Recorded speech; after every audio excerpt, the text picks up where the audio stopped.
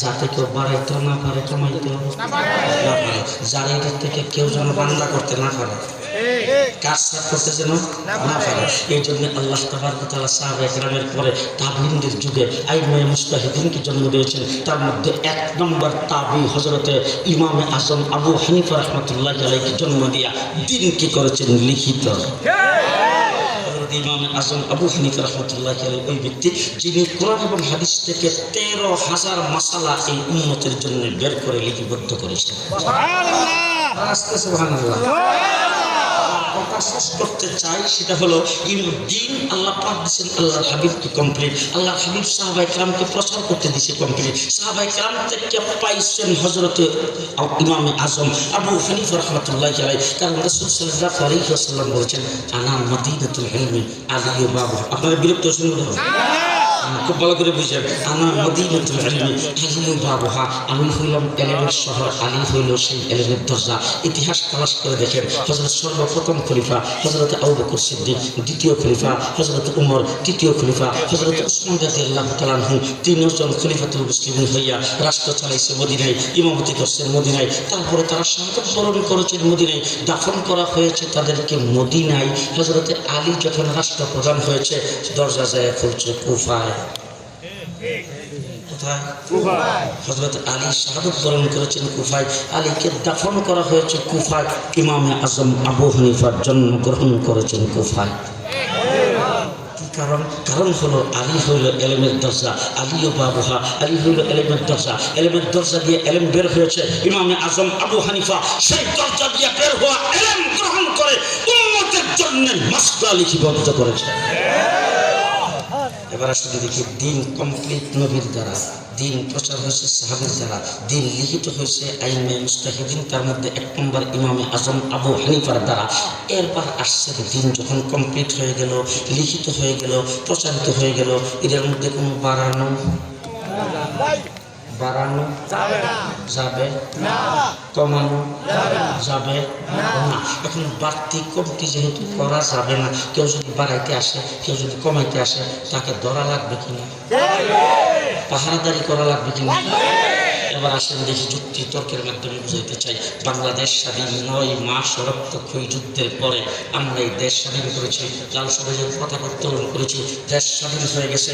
পাকিস্তানি হানাদার বাহিনী আত্মসমর্পণ করেছে। তারপর স্বাধীন সার্বভৌমে বাংলাদেশের পতাকা যখন পটপট করে উঠতে শুরু করেছে, তখন গণপ্রজাতন্ত্রী বাংলাদেশ সরকারের পক্ষ থেকে ঘোষণা হয়েছে, মুক্তিযুদ্ধ যারা করছে তাদের সবার অস্ত্র জমা দিয়ে যাবে। তখন আমরা ছোট ছিলাম, তখন দেখছিলাম আমাদের ভাই বেড়াদার যারা যুদ্ধ করছে, আগামীকাল সকালবেলা অস্ত্র জমা দিয়ে দিতে হবে। এই জন্য রাইফেল, বন্দুক সব নিয়ে, গুলি যা ছিল সব উপর দিকে টুসটাস করে ফাঁকা গুলি সব মাইরা, সব রাইফেল খালি করে পরের দিন নিয়ে অস্ত্র জমা দিয়ে দিল। মুক্তিযুদ্ধ শেষ, অস্ত্র জমা হয়ে গেল। এখন আমাদের পার্শ্ববর্তী দেশ হলো ভারত, মধ্যখান্দা আছে সামান্য জায়গায় একটু বর্মার সাথে। এরপরে বিভিন্ন দেশ থেকে মালয়েশিয়া আছে, সিঙ্গাপুর আছে, তারপর ইন্দোনেশিয়া আছে, শ্রীলঙ্কা আছে। এই সমস্ত সাগর পাড়ি দিয়া আমাদের দেশে আসা যাওয়া করতে পারে। ওই সমস্ত দেশ থেকে যদি অবৈধভাবে অবাধে জিনিসপত্র আমাদের দেশে আসতে থাকে, দেশের বাঁচবো কয়টা?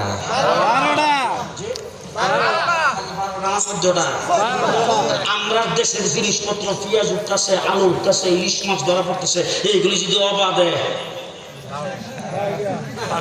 চাইতে থাকে, তখন দেশে মুক্তিযুদ্ধ শেষ, অস্ত্র নাই, অস্ত্র নাই, মুক্তিযুদ্ধ শেষ। এখন যে ভিতরে কেউ ঢুকাইলে দেশের 12টা, ভিতর থেকে কিছু বের করলে দেশের 12টা। এখন পাহারাদারের দরকার নাই তো। গণপ্রজাতন্ত্রী বাংলাদেশ সরকার পাহারাদার হিসেবে নিয়োগ করেছেন বিডিআর,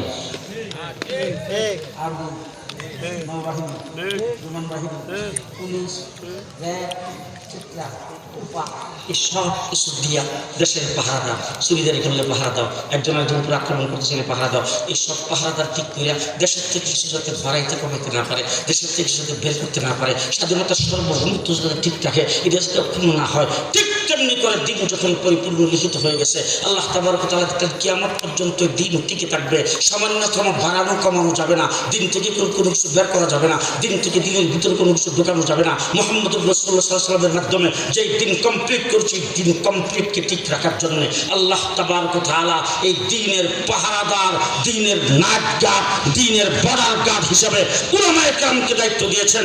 আজকে খোদার কসম করে আলেম উলামায়ে কেরামকে সাক্ষী রেখে বলে যাচ্ছি, ভালো করে মনে রাখেন, বর্তমান শুধু বাংলাদেশ, পাকিস্তান, ভারত নয়, গোটা বিশ্বে আসমানের নিচে জমিনের উপরে দিনের সহি পাহারাদার আল্লাহ নিয়োগ দিয়েছেন উলামায়ে দেওবন্দকে।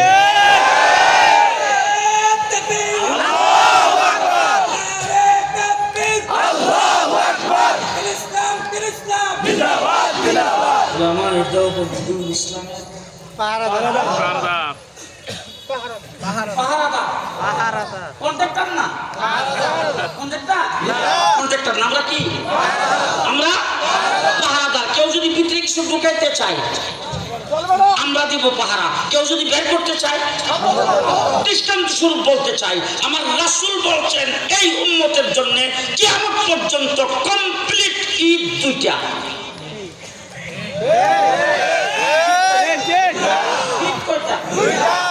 রাসূল বলছেন একটা হলো ঈদুল আজহা, একটা হলো ঈদুল ফিতর। ঈদুল ফিতর, ঈদুল আজহা, রোজার ঈদ আর কুরবানির ঈদ। এখন যদি কোনো ব্যক্তি আইসা তাদের ব্যক্তিগত সুবিধার্থে হাদিয়া তোফা ভালো করে পাইবার লাগিয়া, জিলাপির দাম বাজারে বাড়াইবার লাগিয়া, ফিরনির দাম বাড়াইবার লাগিয়া, আর খিচুড়ি লিয়া মারামারি করবার লাগিয়া আইসা যদি কেউ যদি স্লোগান দেয় জুসনে জুলুসে ঈদ মিলাদুন নবী বের করিয়া, তারপর যদি বলে সকল ঈদের সেরা ঈদ 3 নম্বর আরেকটা ঈদে মিলাদুন নবী, এখানে পাহারাদারি লাগবো না তো?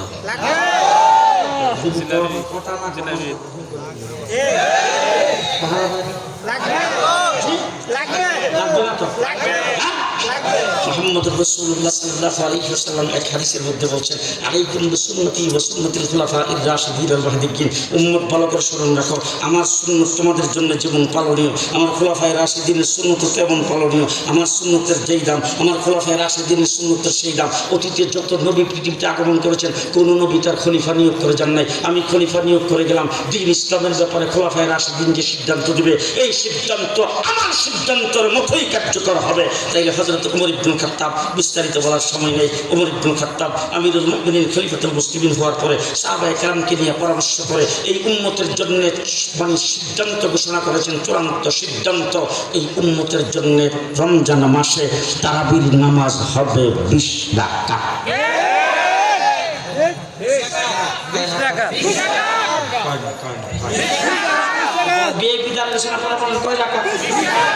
উম্মতের জন্য তারাবির নামাজ কয় রাকাত? 2041 পর্যন্ত। জীবনের জন্য কিয়ামত পর্যন্ত উম্মতের জন্য তারাবির নামাজ হবে 20 রাকাত। এখন যদি কোনো ব্যক্তি এসে 8 রাকাত রাখে 12 রাকাতকে চুরি করতেছে,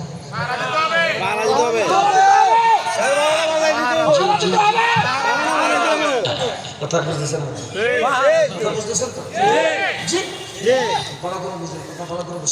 হুজুর আকরাম সাল্লাল্লাহু আলাইহি ওয়াসাল্লামের মুয়াজ্জিন ছিল হযরত বেলাল।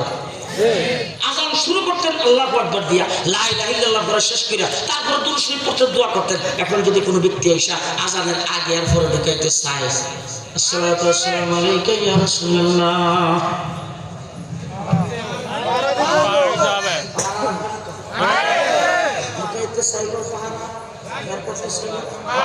বের করতে চাইল পাহারা। আমরা উলামায়ে দেওবন্দ দ্বীন ইসলামের পাহারাদার। আমরা পাহারাদারি আমাদের বুজুর্গানে দিন করে গেছেন, আমরা ইনশাল্লাহ পাহারাদারি করবো। আমাদের আসাতাজা কিরাম ছিলেন, আমাদের আকাবেরি দিন ছিলেন, আমাদের বড় বড় বুজুর্গানের দিন ছিলেন, ওনারা এখন দুনিয়ার থেকে চলে গেছেন। তাদের পায়ের ধুলার সমানও আমরা না, কিন্তু বাবা যখন দুনিয়ার থেকে ইন্তেকাল করেছেন, বাবার শুধু একটা ছেলে সন্তান যদি থাকে, সেই সন্তানই কিন্তু তার মা তারা লালন পালন করে চায় বাবার সম্পত্তিটা, বাবার সংসারটা, এটা যাতে পুরোপুরিভাবে ঠিক থাকে। আজকে বড় বড় বুজুর্গানের দিন যারা ছিল তারা দুনিয়ার থেকে চলে গেছে। এখন আমার মতো এরকম নালায়েক জুনায়েদ আল হাবিব আছে আমাদের মধ্যে লায়েক ব্যক্তি হযরত মাওলানা মুফতি বশিরুল্লাহ সাহেব, এই সমস্ত লোকজন আছে। পরিষ্কার ভালো করে বলে রেখেন, আইয়ুব খান পাকিস্তান আমলে ফ্যামিলি প্ল্যানিং আইন করছে, শামসুল ফরিদপুরের নেতৃত্বে আমরা উলামায়ে কেরাম তার মোকাবেলা করেছি। আসছে বাংলাদেশ হওয়ার পরে রাজনৈতিকভাবে, সিয়াসিভাবে, রাষ্ট্রীয়ভাবে এই দেশ থেকে ইসলামিক তাহজিব তামাদ্দুনকে মুছে ফেলাইবার গভীর ষড়যন্ত্র যখন শুরু করেছে, খানকার থেকে বের হয়ে হযরত হাফিজ হুজুরের নেতৃত্ব দিয়েছেন, আমরা তার নেতৃত্বে তার মোকাবেলা করেছি।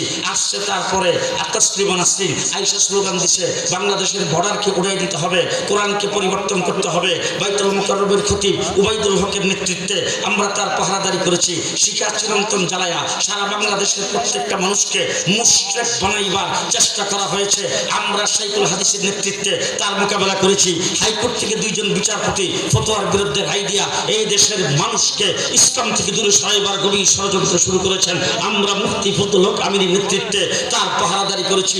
শাহবাগের নাস্তিক আর মুরতাদরা একত্রিত হয়ে আল্লাহ রাসূলকে যখন গালি দিয়েছে, আল্লামা আহমদ শফির নেতৃত্বে শাপলা চত্বরে এক সাগর রক্ত দিয়ে আমরা তার পাহারাদারি করেছি। যখন বাংলাদেশে বাবার মূর্তি স্থাপন